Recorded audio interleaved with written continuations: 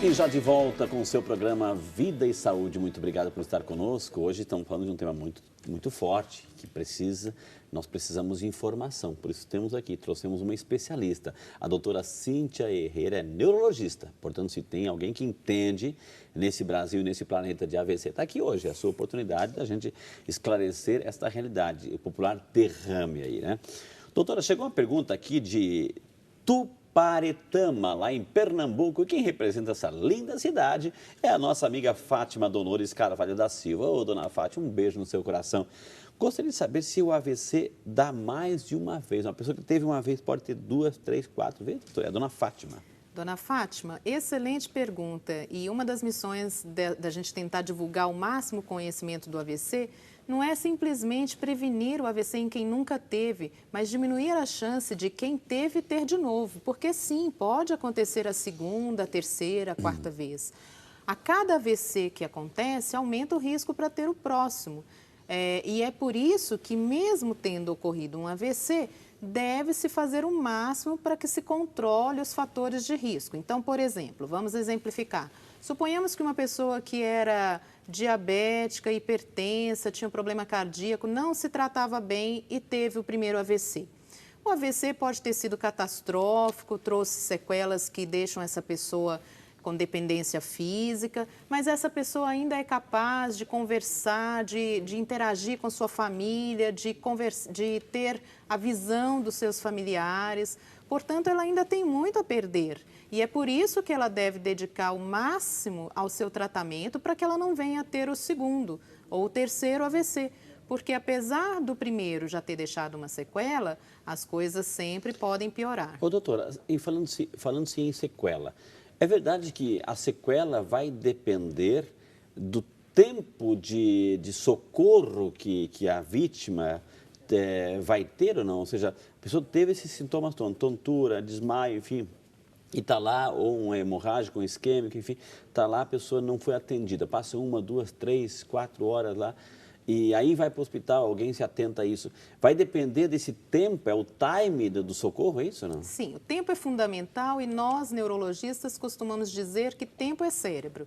Quanto mais tempo se demora entre o início do problema circulatório no cérebro e o diagnóstico e o tratamento, maior é o dano a esse cérebro e, por isso, menores as chances de reverter os sintomas.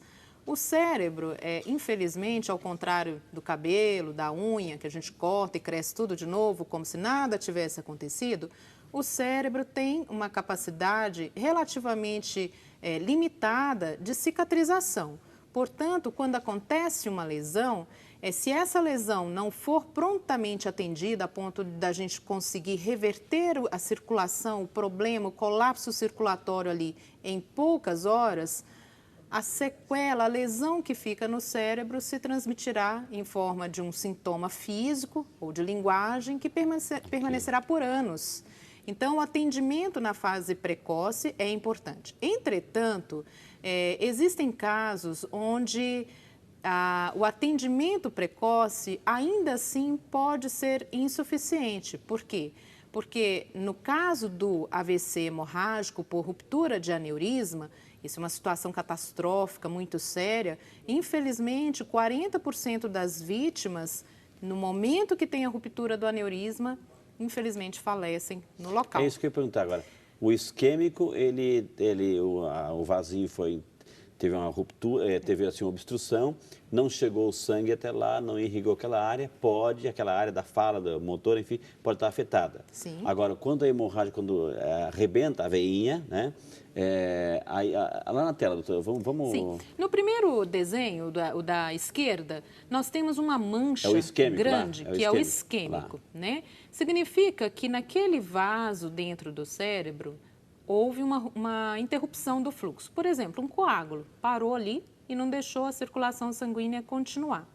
Aquela mancha mais avermelhada lá? Aquela mancha representa toda a área que deixou de receber oxigênio. E o cérebro, ele é um tecido extremamente sensível à falta de oxigênio. Ele não consegue suportar mais do que 5 minutos sem receber... Precisa de oxigênio. Precisa de oxigênio quase em tempo contínuo. E a mesma coisa em relação à glicose, que é o fornecedor de energia para o nosso cérebro também. Se o fornecimento de glicose e oxigênio é interrompido por mais de 5 minutos, o cérebro não tem como suportar por muito tempo. E aquela região ali começa a parar de funcionar. Porém, ela para de funcionar, mas ela ainda tem a estrutura íntegra. Se nós conseguirmos, através de um atendimento rápido, diagnóstico adequado, tratarmos esse paciente com uma medicação que dissolve esse coágulo, ou seja, a gente consegue fazer com que o sangue passe novamente naquela região, aquela região do cérebro pode voltar a funcionar. Demora um pouquinho, mas pode. Pode voltar a funcionar. Esse tratamento é o tratamento da trombólise. É um nome que tem se tornado bastante comum. E a trombólise é um tratamento feito para casos de AVC isquêmico, onde um coágulo obstrui o vaso de maneira súbita.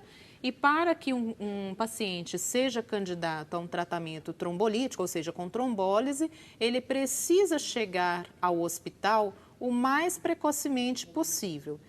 Daí a importância das campanhas de conscientização dos sintomas de AVC. Porque também não se deve procurar o hospital por qualquer sintoma inespecífico. Muitas das perguntas que nós checamos no intervalo se referem a sintomas de formigamentos nas duas mãos.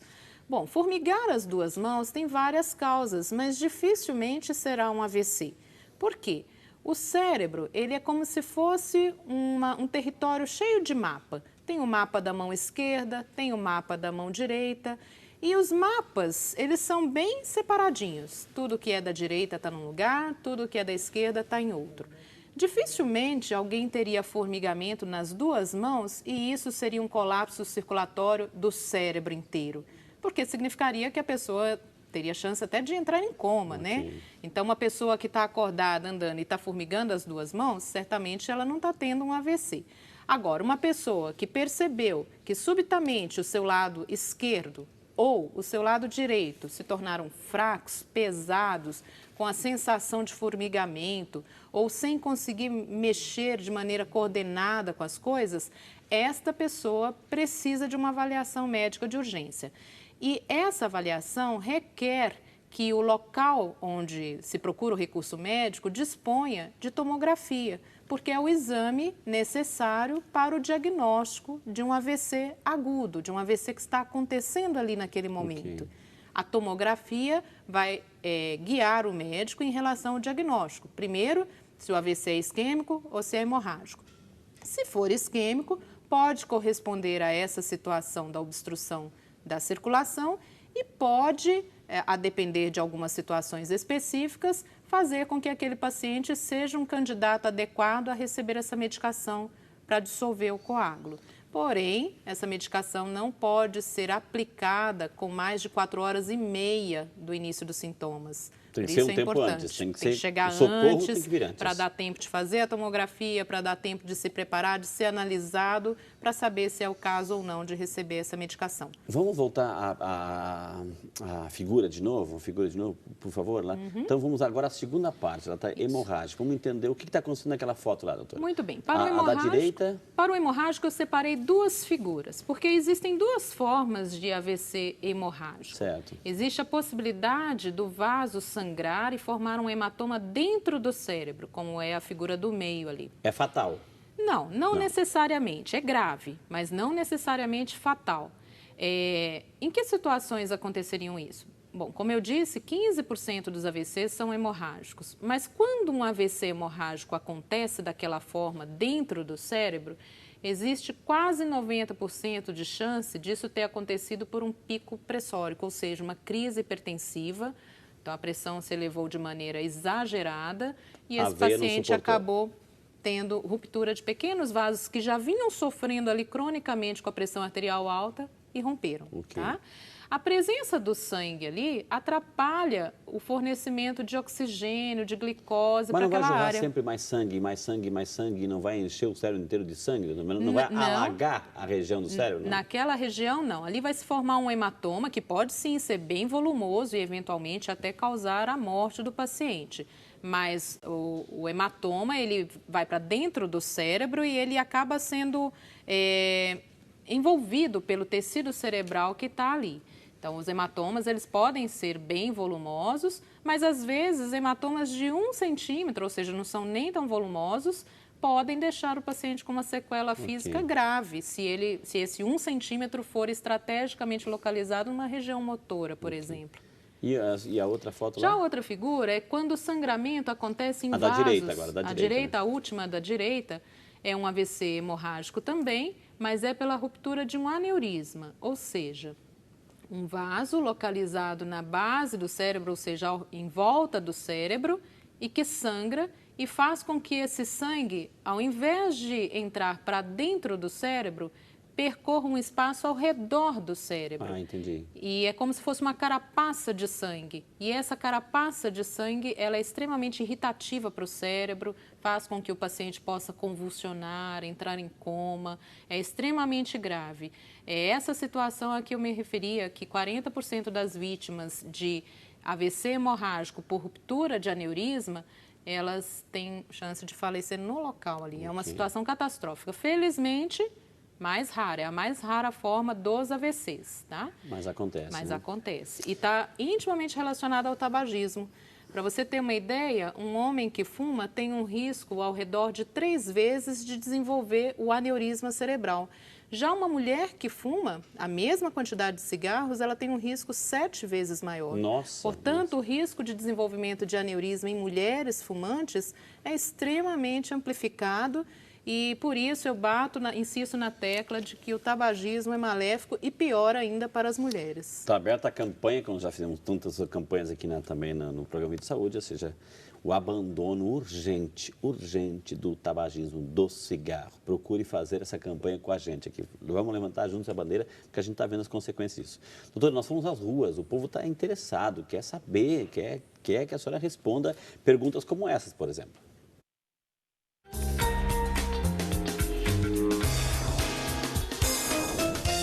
Oi, eu sou o Rafael. Eu queria saber se tem alguma forma do AVC não deixar sequela. E tem, doutora, alguma forma de não deixar sequela? Vai depender do tempo também, né? Sim, depende do tempo, mas assim, algumas áreas do cérebro têm uma representação maior para as funções de movimento, de fala. Já outras áreas do cérebro podem não ter uma representação tão evidente assim, ou seja, a pessoa tem um AVC, mas o sintoma é mais leve, não gera um impacto tão nítido na capacidade de movimentação, de fala. Então, alguns AVCs, ainda que sendo sérios o suficientes, ou seja, são AVCs, podem não deixar uma sequela física tão nítida. Existem AVCs que acontecem em áreas do cérebro responsáveis pela interpretação do que se enxerga. Então, é uma situação até bem interessante, porque não necessariamente se perde a visão, mas se pode perder a nitidez, a interpretação do que se enxerga. Confundir figuras de bichos com crianças, confundir formas, porque aquela área cerebral que faria essa interpretação foi afetada por um AVC. Mas do ponto de vista de quem olha de fora, digamos assim, parece que nem teve um AVC, então não deixou uma sequela. Agora, em relação aos AVCs em áreas chamadas eloquentes, que são essas áreas que deixam sequelas físicas, que podem deixar sequelas de linguagem, o pronto atendimento, o tratamento da situação que gerou o AVC e até mesmo a recanalização do vaso, como acontece nessa situação do tratamento de trombólise que nós comentamos, se isso for feito num tempo adequado, o cérebro pode ganhar novamente a sua vitalidade e voltar a funcionar como se não tivesse acontecido nada, como se tivesse sido apenas uma questão transitória. Então, alguns podem não deixar sequela. Doutora, com o e-mail chegando, da nossa amiga Denísia Souza. Obrigado, Denise, um beijo no seu coração, obrigado pela participação, viu, querida? Minha mãe teve um AVC isquêmico em fevereiro de 2012. Ficou com sequelas motoras no braço e na perna direita. Já fez 1 ano e meio de fisioterapia, teve melhoras, mas ainda tem paralisia. Por favor, quanto tempo demora para voltar os movimentos? Pergunta a nossa amiga Denísia, doutora. Denise, a chance maior de recuperação com a reabilitação de fisioterapia, ela acontece nos primeiros 6 meses após um AVC.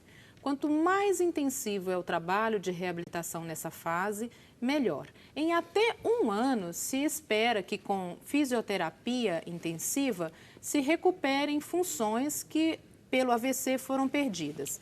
Não é exatamente que aquela área cerebral afetada pelo AVC volte a funcionar, mas a fisioterapia e a reabilitação ensinam outras áreas do cérebro a cumprirem, ainda que de maneira não muito satisfatória, as funções daquela área que foi perdida pelo AVC. Portanto, não era a área originalmente que fazia aquela função. Suponhamos que nós tivemos tenhamos um paciente, com um AVC, com o lado direito do corpo paralisado. Aquela área do cérebro responsável pela movimentação do lado direito, ela não funciona mais. Mas com a fisioterapia, áreas vizinhas podem começar a retomar a função de movimento. E essa pessoa pode, ao longo do tempo, melhorar um pouquinho a sua performance motora, mas não vai ser 100% como era, porque, digamos, não é um maquinário original, é um maquinário ao redor, mas ela ainda pode melhorar muito a sua função do dia a dia. Principalmente a função de apoio da perna, porque nesse caso da sua mãe, me parece que pelo fato dela ter tido comprometimento do lado direito, ela pode ter ficado com dificuldade para andar. Ela vai ter dificuldade para andar para o resto da vida, mas ao longo do tempo essa dificuldade vai ser menor. Inicialmente ela precisaria de cadeira de rodas, depois ela passa para um andador onde ela segura com os 2 lados e futuramente, se a reabilitação permitir, ela poderá andar com uma bengala ou eventualmente andar até sem apoio. Tudo isso às custas do aprendizado dessas áreas vizinhas do cérebro que são estimuladas para a fisioterapia e que já tem comprovação científica de que esse estímulo, quanto mais precoce, mais intensivo, principalmente dentro do 1º ano, melhor. Maravilha, gente. Você vê que eu estou falando até pouco para deixar um especialista falar bem e bastante sobre o tema, porque é isso que a gente quer trazer para você, informação. Eu vou ter que chamar mais um intervalo na sequência, mas temos muitas perguntas chegando e tenho certeza que no próximo bloco chegou a vez de responder a sua pergunta. Então não sai daí, a gente volta já só para você.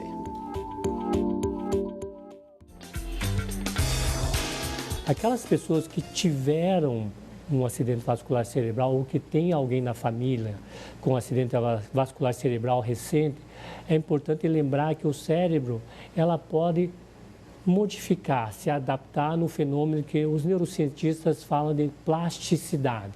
O que quer dizer isso? Que existe possibilidade de recuperação. Mas aqui é um ponto importante, que a recuperação ela se dá máximo, né?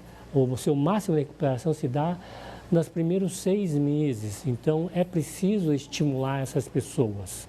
E a reabilitação é feita por uma equipe multidisciplinar que, além do médico, existem esses profissionais, como fisioterapeuta, fonoaudiólogo, terapeuta ocupacional. Todos esses profissionais podem fazer com que essa pessoa recupere o máximo da sua função, ou, se não, consiga fazer adaptações para poder ter uma boa qualidade de vida.